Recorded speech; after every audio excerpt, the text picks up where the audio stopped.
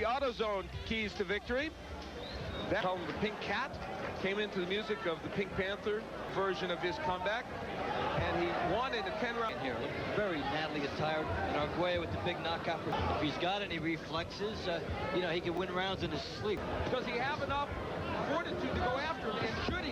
Though that's not a bad one. He's having his way right on. They can serve the reminder that Walker is here to fight. Will, with most of what he's doing. Arguello trying to cut the ring off. Whenever Walker punches in combination, Arguello just goes. Scott Walker, it has been also to break up the movement, not be too predictable. And got the legs of Arguello here in round 2. To be in this fight. Arguello landing a tremendous percentage, landed good dominance, and he has to be throwing leather here, or Arguello will track him down. Scott Walker has done what he brought it right to left, always going to the right, take half steps. Modern day Arguello cuts down the distance and lands that.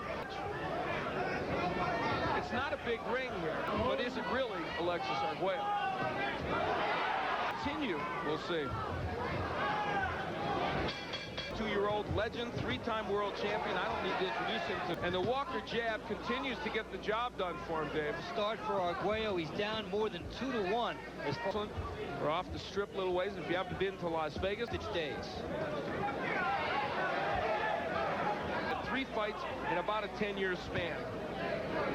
And a minute left to go in round 3. Scott Walker, he might be the most elusive guy in this division to him. Lines to a conclusion. Alexis is going to have to. 1994. Stay busy, I know he's taking his time because you know he's got a. All right. There's a look at our punch numbers. Excellent battle. Thank you. January 28th on pay-per-view. Davey and I for himself before he moved on. 11 KOs. This is a chance of a lifetime for him. And using it, Arguello has not been able to not want to fight as often. So you see these 80 wins and 90 wins. And Foreman tried a couple of times in the post-40 era as well.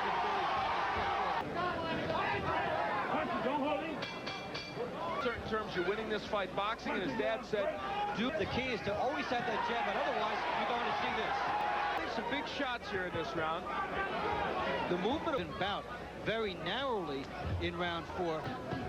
And when you look at Walker opening up like, I'm a little surprised at this juncture. Arguello is not taking a little more advantage. Trying to mug him right now. Make this a street brawl.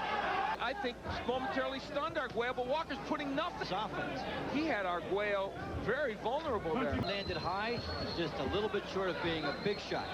2 right hands for the first time in this fight at the beginning of this round. Go for the big right hand. Done enough scoring in the last couple of rounds. Numbers are the numbers. Those pity-pat punches all count because they were landed.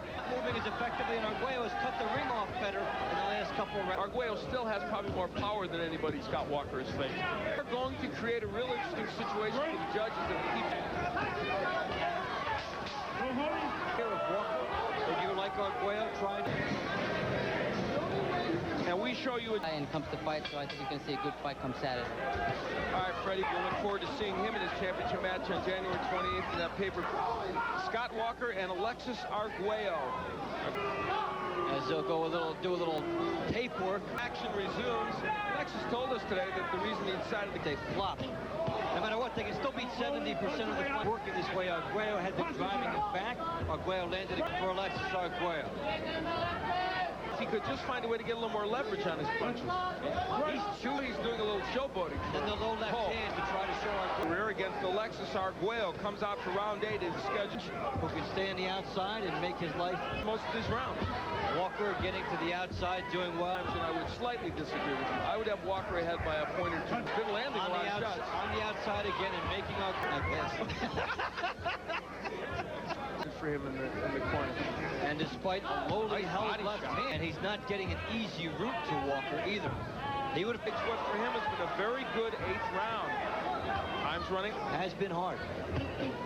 Nice combination rounds, and I think Alexis Arguello feels some sense of urgency. In the pink trunks, the 25-year-old from Mesa, Arizona. Arguello outthrown by nearly 200 punches.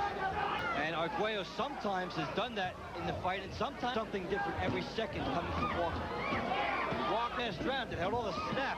It was a would-be bomb. Well, it's so instinctive, too, because the corner is certainly going to tell him. He ran did against Pazienza last week. That's when the fighter... Fight to Alexis Arguello. He's landed maybe the harder punches, I'm sure. For Arguello, he is left to wonder whether he has been impressive enough. As well.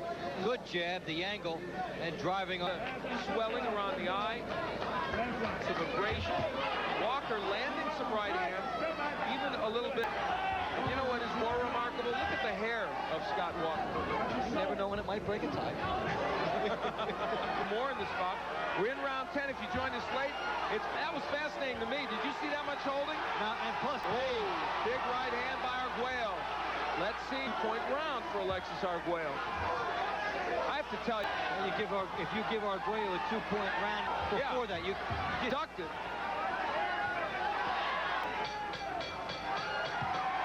Michael Buffer and find out if... Scott, the Pink Cat Walker.